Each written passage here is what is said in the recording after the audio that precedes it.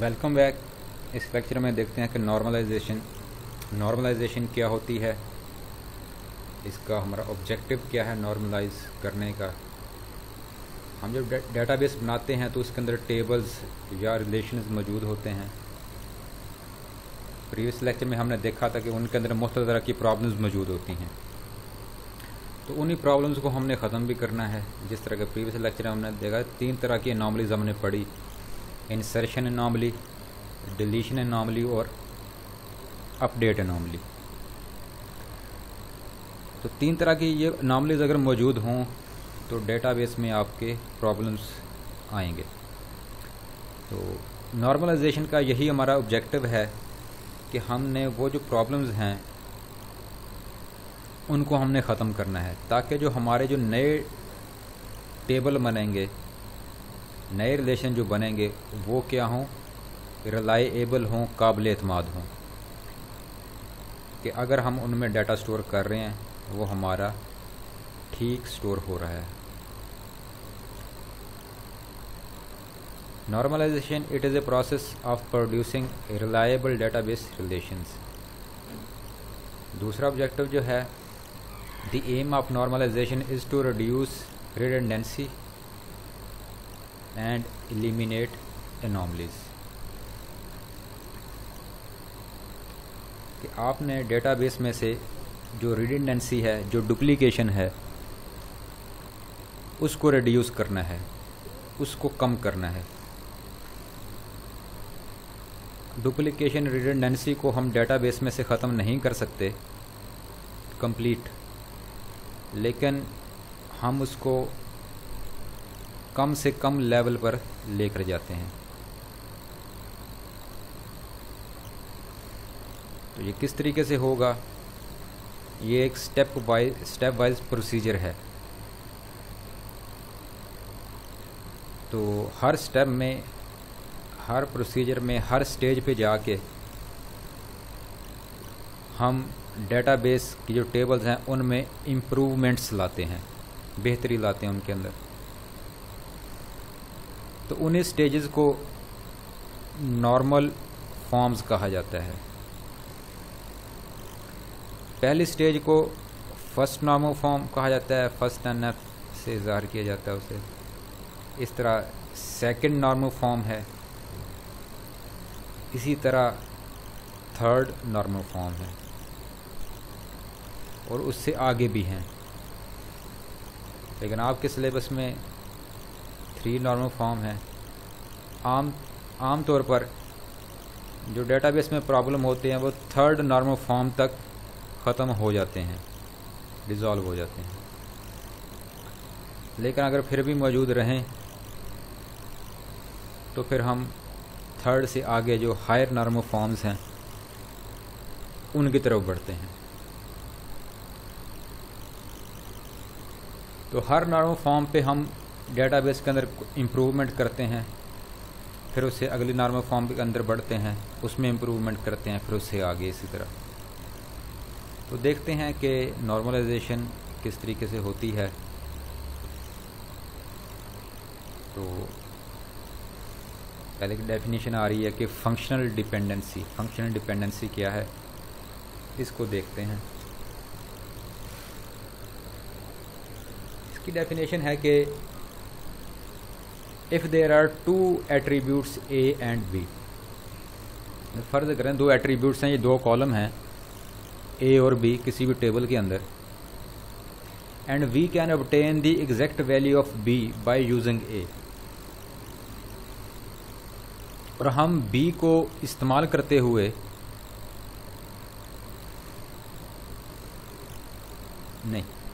اور ہم A کو استعمال کرتے ہوئے، یوز کرتے ہوئے B کی ایگزیکٹ ویلیو اگر ہم معلوم کر سکتے ہیں، دین وی سے، تب ہم کہیں گے B is functionally dependent on A، کہ B A کے اوپر فنکشنلی طور پر ڈپینڈنٹ ہے. کیا مطلب؟ کہ اگر ہم ایک ایٹریبیوٹ کو یعنی کہ A کو استعمال کرتے ہوئے کسی دوسری ایٹریبیوٹ یعنی کہ B کو معلوم کر سکتے ہیں، تو ہم کہیں گے کہ بی جو ہے وہ فنکشنلی طور پر ڈپینڈنٹ ہے اے کے اوپر. اس کو لکھا کیسے جائے گا؟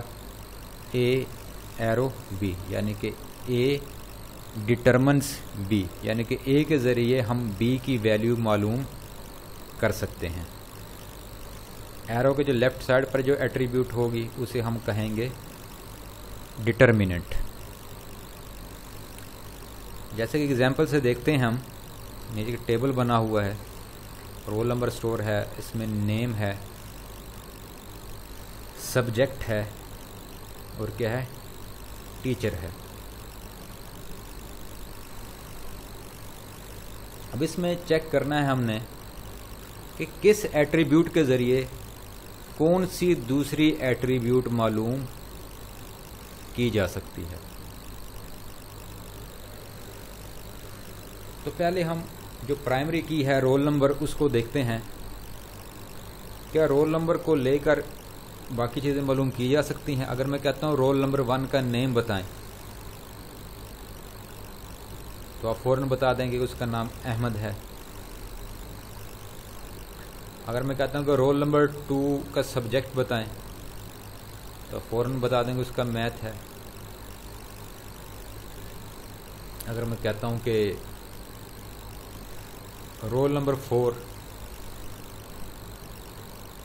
کا ٹیچر بتائیں تو آپ بتا دیں گے مسٹر تنویر.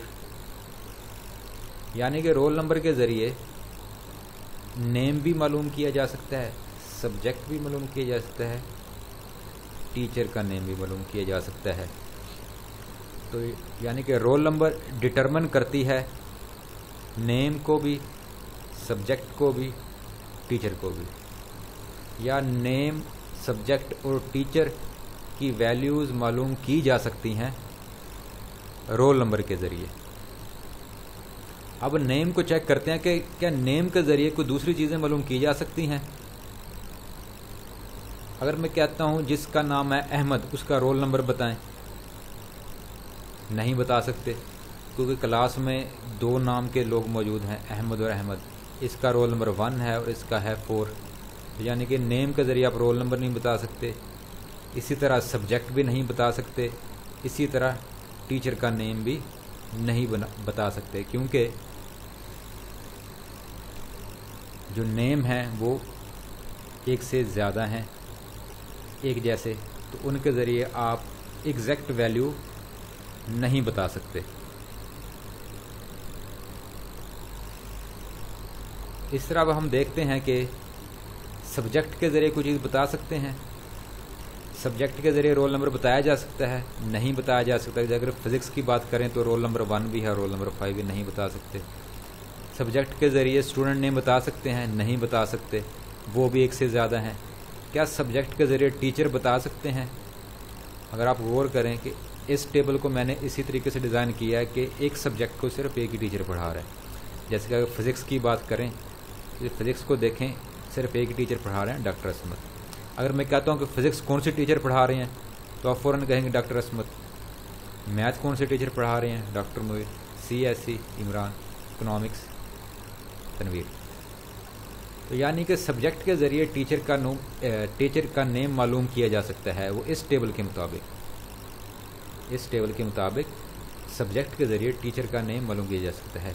یعنی کہ سبجیکٹ کے ذریعے ہم ٹیچر معلوم کر سکتے ہیں، یا ٹیچر کی ویلیو معلوم کی جا سکتی ہے کس کے ذریعے؟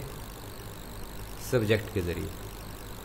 تو اس ٹیبل میں سے ہم نے یہ فنکشنل ڈپینڈنسیز ڈھونڈی ہیں کہ رول نمبر کے ذریعے نیم، سبجیکٹ اور ٹیچر معلوم کیا جا سکتا ہے، اور سبجیکٹ کے ذریعے ٹیچر نیم معلوم کیا جا سکتا ہے.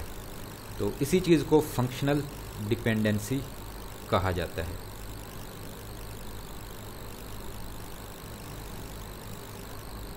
نیکسٹ ہے فرسٹ نارمل فارم. دیکھتے ہیں، ابھی ہم نے دیکھا تھا کہ 3 طرح کی سٹیجز ہم نے پڑھنی ہیں. تو پہلے ہم دیکھتے ہیں پہلا سٹیج کیا ہے، first normal form. First normal form کیا کہتی ہے کہ it states that there should be a single value in each cell of a relation اور ٹیبل. فرسٹ نارمل فارم کیا کہتی ہے کہ ٹیبل کے اندر آپ کے کیا کیا چیزیں موجود ہوتی ہیں؟ کالم، جیسے کہ رول نمبر کا کالم، نیم کا کالم، سبجیکٹ کا کالم. روز موجود ہوتی ہیں، رول نمبر 1 کی ریکارڈ یا روز، رول نمبر 2 کی رو، اور رول نمبر 3 کا ریکارڈ یا رو. جب ان کو انٹرسیکٹ کرتے ہیں ہم، کالم کو اور رو کو جب انٹرسیکٹ کرتے ہیں تو ہمارے سیل بنتے ہیں، جیسے کہ یہ والا سیل، یہ اس میں کتنے سیل ہیں؟ 9. تو فرسٹ نارمل فارم یہ کہتی ہے کہ ایک ٹیبل کے اندر جو intersection of column and row ہے، یعنی کہ جو سیل ہے، سیل کے اندر صرف سنگل ویلیو ہی ہونی چاہیے، سیل کے اندر صرف سنگل ویلیو ہی ہونی چاہیے. اگر ایک سیل کے اندر، کسی ٹیبل کے ایک سیل کے اندر ایک سے زیادہ ویلیوز موجود ہیں تو وہ والا ٹیبل فرسٹ نارمل فارم کے اندر موجود نہیں ہے. تو وہ جو ملٹیپل ویلیوز لکھی ہوئی ہیں کسی بھی سیل کے اندر، ان کو ہم نے کیا کرنا ہے؟ ریموو کرنا ہے، تاکہ ہمارا ٹیبل فرسٹ نارمل فارم کے اندر جا سکے. جیسے کہ یہی جو ٹیبل ہمارا فرسٹ نارمل فارم کے اندر نہیں ہے، کیونکہ یہاں پر دیکھیں کہ ایک سے زیادہ ویلیو لکھی ہوئی ہیں کہ رول نمبر 1 فزکس بھی پڑھ رہا ہے اور میتھ بھی، تو اس چیز کی اجازت نہیں ہے. رول نمبر 2 کا ریکارڈ ٹھیک ہے، رول نمبر 3 میں بھی ہم نے یہی کیا کہ ایک سبجیکٹ وہ CSE اور دوسرا وہ میتھ،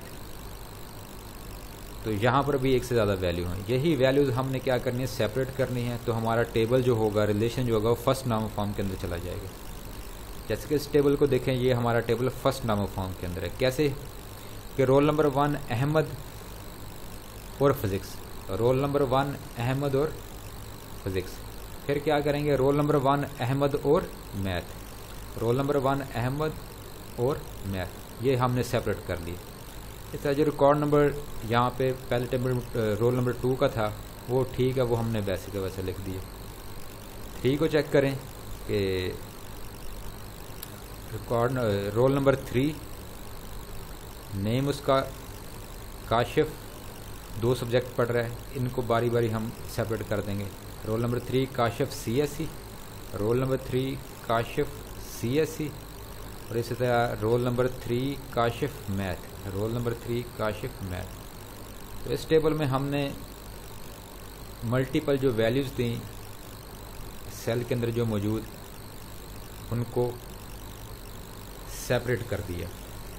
تو یہ والا جو ٹیبل ہے ہمارا، جو رائٹ والا جو ٹیبل ہے، یہ ہمارا ٹیبل فرسٹ نارمل فارم کے اندر کنورٹ ہو گیا.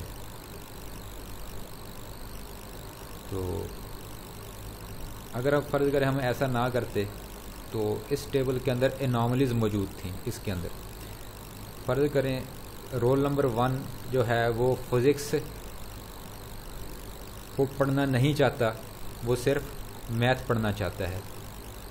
تو اگر ہم اس ریکارڈ کو ڈیلیٹ کرتے تو کیا ہونا تھا کہ ساتھ میں اس کا جو میتھ کا ڈیٹا ہے وہ بھی ڈیلیٹ ہو جانا تھا. حالانکہ وہ فزکس نہیں پڑھنا چاہتا، صرف میتھ پڑھنا چاہتا ہے. تو ہمیں سے تو صرف فزکس کا ڈیٹا ڈیلیٹ کرنا ہے. تو کیونکہ ڈیلیٹ کی جو کیوری ہوتی ہے وہ پورے کا پورا ریکارڈ ڈیلیٹ کرتی ہے، تو ساتھ میں میتھ کا بھی ہو جانا تھا. تو اس کو ہم نے سیپریٹ کیا ہے، تو اب کافی آسانی ہو گئی ہے. اگر ہم اب فزکس کا جو ریکارڈ ڈیلیٹ کریں گے احمد کا، وہ صرف یہی والا ہوگا، اور جو اس کا جو میتھ والا ہے وہ موجود رہے گا. لیکن ابھی بھی اس ٹیبل کے اندر تینوں طرح کی اناملیز موجود ہیں، انسرشن، ڈیلیشن اور اپڈیٹ. جیسے ہم اگلے فارمز پر بڑھیں گے تو یہ اناملیز بھی آہستہ آہستہ ختم ہوتی جائیں گی. تو نیکسٹ لیکچر میں دیکھیں گے کہ سیکنڈ نارمل فارم اور تھرڈ نارمل فارم کیا ہے. ان سے پہلے تو ڈیفینیشن آئیں گی فل فنکشنل ڈیپینڈنسی کی، جو کہ بلونگ کرتی ہے سیکنڈ نارمل فارم کے ساتھ، اور ایک ڈیفینیشن آئے گی ٹرانزٹیو ڈیپینڈنسی کی، جو کہ بلونگ کرتی ہے تھرڈ نارمل فارم کے ساتھ. تو یہ چاروں چیزیں ہم پھر دیکھیں گے نیکسٹ لیکچر کے اندر.